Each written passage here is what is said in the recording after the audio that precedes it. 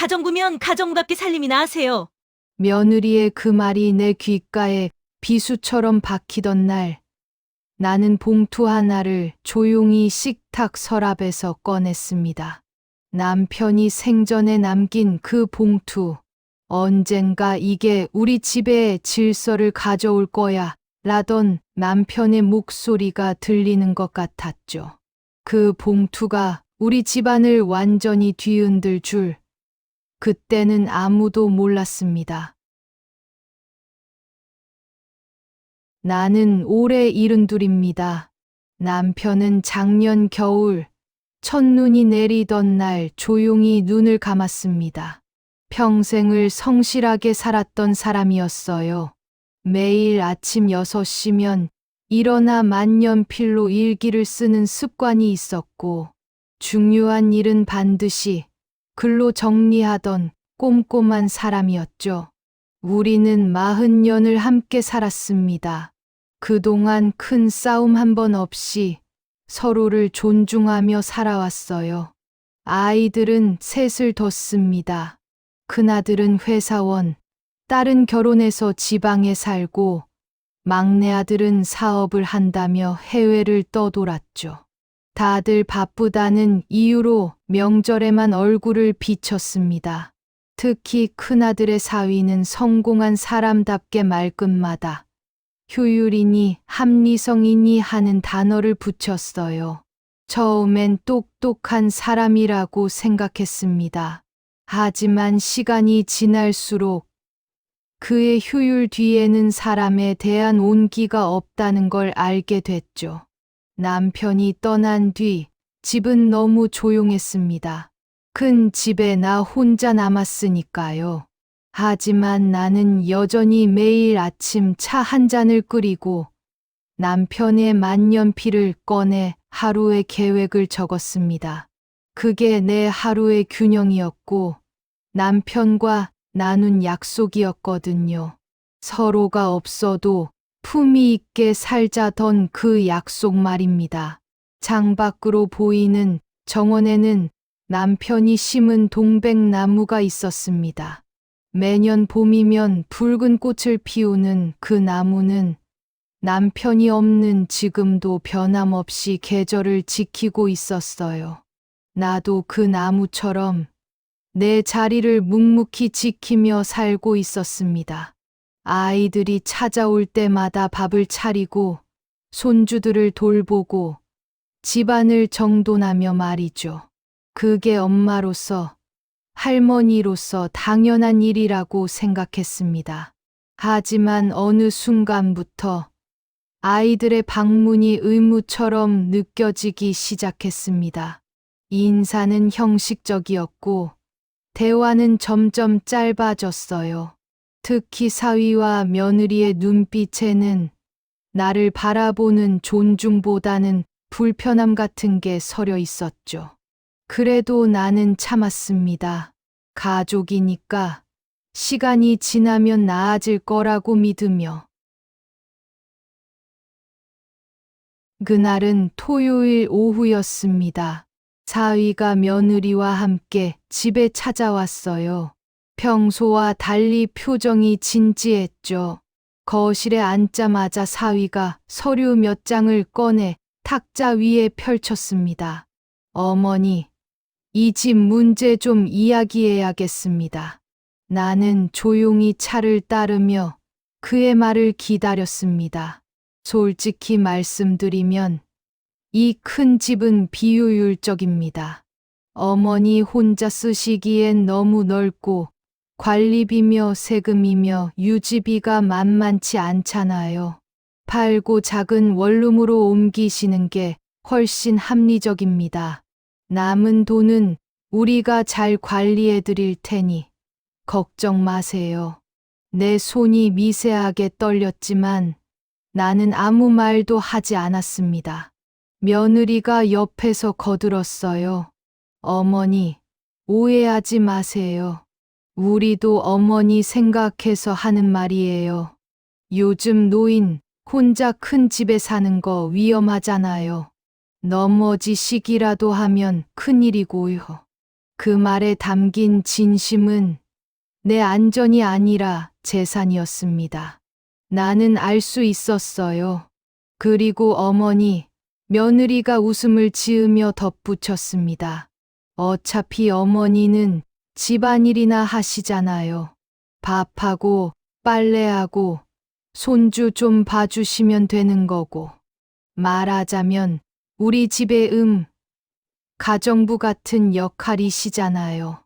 그럼 굳이 이렇게 큰 집이 필요할까요? 가정부. 그 단어가 내 귓속에 메아리 쳤습니다. 순간 손에 들고 있던 찻잔이 덜컥 소리를 냈어요. 차가 조금 넘쳐 받침 위로 흘렀지만 나는 그대로 가만히 앉아 있었습니다. 제 생각도 들어보시겠어요? 내가 차분하게 물었습니다. 어머니, 감정적으로 받아들이지 마세요. 우리 다 어머니를 위해서. 나는 가정부가 아닙니다. 내 목소리는 낮았지만 단호했습니다. 며느리의 웃음이 멈췄어요. 이 집은 남편과 내가 평생 일해서 마련한 곳입니다. 우리가 함께 나무를 심고 벽을 칠하고 손주들의 첫걸음을 지켜본 곳이에요. 나는 여기서 밥을 하고 빨래를 한 게 아니라 가족을 지켰습니다. 그게 가정부의 일이라고 생각하신다면 당신들이 잘못 배운 겁니다. 사위가 미간을 찌푸렸습니다. 어머니, 왜 이렇게 감정적으로 나오세요? 우리가 뭐 나쁜 말 했나요? 나쁜 말을 했는지 몰랐다는 게 더 문제입니다. 나는 자리에서 일어났습니다. 그들의 얼굴엔 당혹감이 번졌지만 나는 더 이상 설명하지 않았어요. 남편의 서재로 들어가 문을 닫았습니다. 그리고 책상 서랍을 열었죠. 거기엔 남편이 남긴 봉투 하나가 조용히 누워 있었습니다. 서재는 남편의 채취가 아직 남아있는 곳이었습니다. 책장 가득한 책들, 낡은 지구본, 그리고 그가 평생 사용하던 만년필. 나는 천천히 책상 앞에 앉아 서랍을 열었습니다. 유언장이라고 쓰인 봉투가 눈에 들어왔어요. 남편은 생전에 이 봉투를 내게 보여주며 말했습니다. 여보, 이건 내가 없을 때를 대비한 거야. 아이들이 당신을 함부로 대하면 이걸 꺼내. 내가 정리해뒀어. 그때는 그저 남편의 꼼꼼한 성격이라고 생각했어요. 설마 정말 필요한 날이 올 줄은 몰랐죠. 하지만 오늘 며느리의 그 말을 듣고 나니 남편이 왜 이 봉투를 준비했는지 알 것 같았습니다. 봉투를 열었습니다. 안에는 남편의 손글씨로 빼곡하게 적힌 유언장과 공증 서류, 그리고 변호사 사무실 명함이 들어 있었어요. 유언장의 첫 문장은 이랬습니다. 나 한도윤은 온전한 정신으로 이 유언을 남긴다. 내 평생의 동반자이자 이 집의 진정한 주인인 배우자 윤정이에게 모든 우선권을 부여한다. 남편은 집과 예금, 모든 재산의 처분 권한을 내게 남겼습니다. 자녀들에게는 조건부 분할만을 명시했죠. 그 조건이란 배우자에 대한 존중과 예우였습니다. 만약 무례하거나 멸시하는 행동이 확인될 경우 분할 비율은 대폭 축소되거나 박탈될 수 있다는 문구가 명확히 적혀 있었어요. 나는 한참을 그 글씨를 바라봤습니다. 남편의 만년필 글씨체는 언제나 단정했어요. 한 획 한 획이 흔들림 없이 또렷했죠. 그 글씨를 보고 있자니 남편이 이 글을 쓸 때의 심정이 느껴졌습니다. 아마도 그는 알고 있었을 거예요. 자신이 떠난 뒤 내가 어떤 대우를 받을지를. 나는 명함에 적힌 번호로 전화를 걸었습니다. 변호사 사무실이었어요. 안녕하세요. 고 한도윤 씨의 배우자입니다. 남편이 남긴 유언장을 집행하고 싶습니다. 전화 너머 변호사는 차분한 목소리로 답했습니다. 네, 기다리고 있었습니다. 고인께서 생전에 모든 준비를 마쳐 두셨습니다. 언제 가족분들을 모으실 수 있으신가요? 일주일 뒤 토요일 오후 2시에 우리 집으로 와주시겠습니까? 알겠습니다. 정확히 준비해서 방문드리겠습니다. 전화를 끊고 나니 마음이 한결 가벼워졌습니다. 나는 더 이상 혼자가 아니었어요. 남편이 남긴 이 종이 한 장이 나를 지켜줄 거라는 확신이 들었죠. 그날 밤 나는 오랜만에 깊이 잠들었습니다. 꿈속에서 남편이 나타나 말했어요. 여보, 잘하고 있어. 당신은 누구보다 강한 사람이야. 아침에 눈을 뜨니 창밖으로 동백꽃이 활짝 피어 있었습니다. 일주일이 흘렀습니다. 나는 아이들에게 문자를 보냈어요. 토요일 오후 2시. 집에 모두 모이세요. 아버지가 남긴 이야기가 있습니다. 아이들은 의아해하면서도 하나둘 모인다고 답장을 보냈습니다. 토요일 오후 약속 시간이 되자 거실에는 세 자녀와 그들의 배우자가 모였습니다. 사위와 며느리는 여전히 자신만만한 표정이었어요. 아마도 집 처분 이야기를 할 거라고 예상한 모양이었죠. 초인종이 울렸습니다. 정장을 입은 변호사가 서류 가방을 들고 들어왔어요. 그의 등장에 거실 분위기가 순식간에 긴장감으로 바뀌었습니다. 안녕하십니까? 저는 고 한도윤 씨의 유언 집행을 맡은 변호사 김민수입니다. 오늘은 고인께서 남기신 유언장을 공개하고 집행하기 위해 방문했습니다. 큰아들이 당황한 표정으로 물었습니다. 유언장이요? 아버지가 유언장을 남기셨어요? 네. 법적으로 공증된 유언장입니다. 변호사는 서류를 펼치고 읽기 시작했습니다. 유언자 한도윤은 온전한 정신과 자유로운 의사로 다음과 같이 유언합니다. 첫째, 본인의 모든 부동산과 예금, 유가증권 등 재산의 우선 처분 권한은 배우자 윤정희에게 전부 귀속됩니다. 사위의 얼굴이 굳어졌습니다. 둘째, 자녀들에게는 다음의 조건부 분할을 명합니다. 배우자에 대한 존중과 예우가 확인될 경우 배우자 사후 재산의 30%를 균등 분할합니다. 단, 배우자 생존 중 물해, 멸시, 부당한 압박이 확인될 경우 해당 자녀의 분할 비율은 대폭 축소되거나 박탈됩니다. 거실이 조용해졌습니다. 며느리는 입술을 깨물었고 사위는 고개를 숙였어요. 변호사가 계속 읽었습니다. 셋째, 본 유언의 판단 기준은 배우자의 증언과 제3자의 확인을 통해 이루어지며 유언 집행자인 변호사에게 최종 결정권을 위임합니다. 큰아들이 떨리는 목소리로 물었습니다. 어머니, 이게 무슨... 나는 천천히 입을 열었습니다. 내 아버지는 생전에 이 유언장을 준비하셨어. 나를 지키기 위해서였지. 지난주 토요일 며느리가 내게 한 말, 사위가 한 제안 다 기억하니? 며느리의 얼굴이 하얗게 질렸습니다. 가정부라고 했지.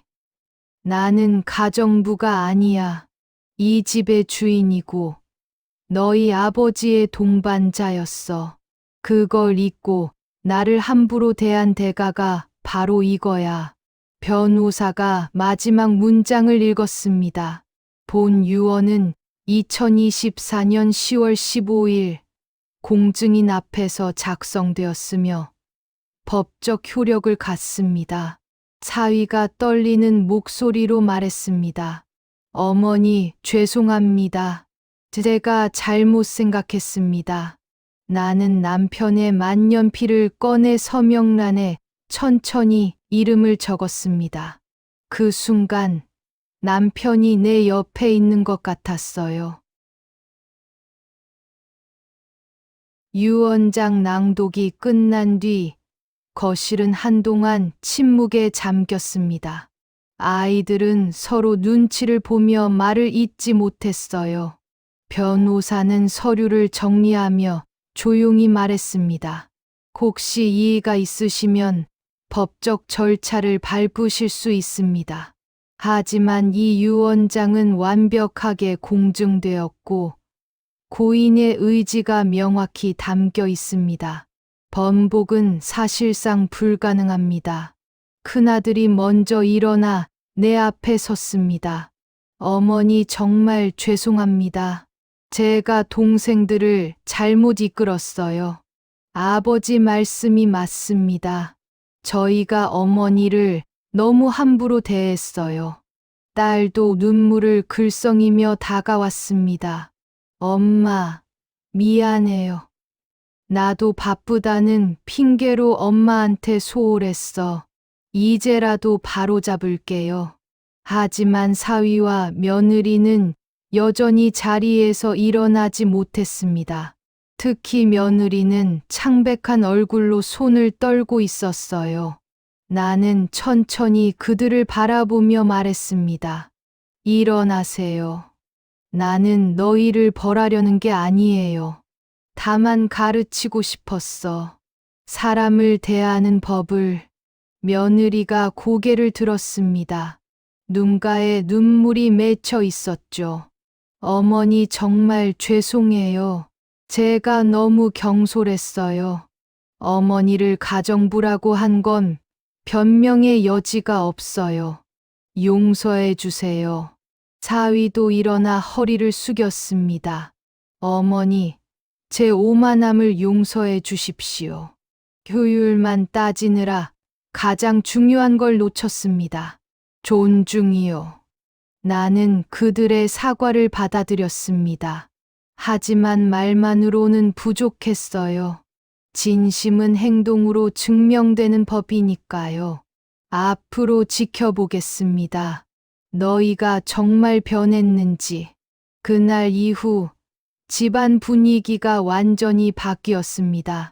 사위는 주말마다 찾아와 정원 손질을 도와줬어요. 며느리는 손수 만든 반찬을 들고 와서 냉장고에 넣고 갔죠. 큰아들은 매일 저녁 전화를 걸어 안부를 물었고, 딸은 한 달에 2번씩 집에 와서 함께 차를 마셨습니다. 손주들도 달라졌어요. 어느 날 가장 어린 손주가 내게 다가와 말했습니다. 할머니, 오늘은 내가 차 따를게요. 엄마가 할머니는 우리 집에서 제일 중요한 분이래요. 그 말을 들으니 눈시울이 뜨거워졌습니다. 아이의 작은 손이 찻잔을 들어 조심스럽게 차를 따르는 모습이 얼마나 사랑스러웠는지 몰라요. 나는 이제 매일 아침 남편의 만년필로 일기를 씁니다. 남편이 하던 습관을 이어받은 거죠. 오늘 아침에는 이렇게 썼어요.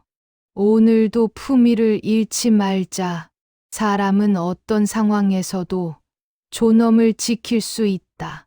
남편이 남긴 가르침, 그리고 내가 아이들에게 전한 가르침. 그게 우리 집안의 진짜 유산이다. 창밖의 동백나무는 올해도 변함없이 꽃을 피웠습니다. 남편이 심은 그 나무처럼 나도 내 자리를 지키며 살아갈 겁니다. 이제는 누구의 시선도 두렵지 않아요.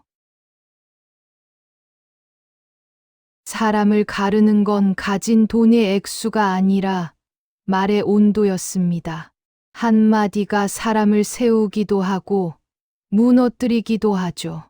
남편이 남긴 종이 한 장은 사실 우리의 마지막 대화였습니다.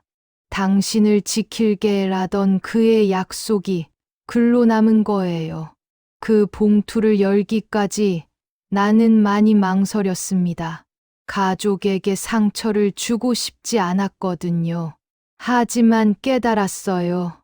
진짜 상처는 침묵 속에서 자라난다는 걸. 말하지 않으면 상대는 절대 모릅니다. 이제 우리 집은 다시 따뜻해졌습니다.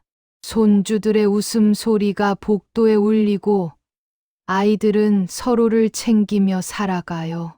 남편의 유언장은 단순한 재산 분할이 아니었습니다. 그건 가족에게 남긴 마지막 교육이었죠. 혹시 여러분이라면 멸시 앞에서 어떤 선택을 하셨을까요? 참고 넘겼을까요? 아니면 당당히 맞섰을까요? 댓글로 당신의 한 줄 용기를 혹은 비슷한 경험을 나눠주세요. 우리는 모두 누군가의 이야기 속에서 배웁니다.